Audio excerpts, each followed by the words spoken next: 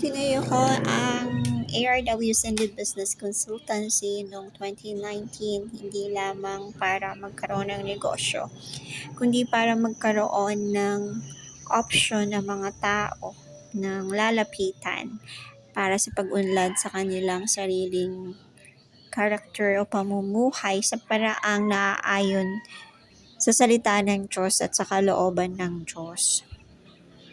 Sa mga Kristiyanong nais na magtagumpay sa buhay, ang pagtatagumpay natin ay wala sa ating abilidad, wala sa ating sariling kakayahan o so kung sino ang ating sinasandalang tao, kundi ang ating pagtatagumpay ay nasa pagsunod natin sa kalooban ng Diyos, sa kanyang mga plano, sa kanyang mga paraan at sa kanyang daan.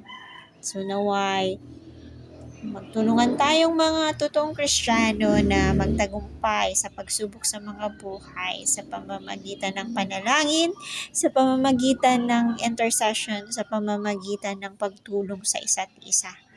Dahil sabi nga ng Panginoong Hesus, malalaman ng mundo na siya nga ang ating Panginoon kung tayo'y tunay na nagmamahal sa isa't isa bilang magkakapatid sa pananampalataya.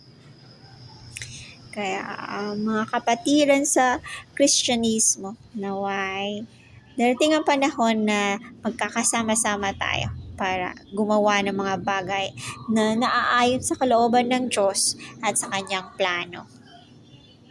God bless you all and don't forget to pray daily. In Jesus' name.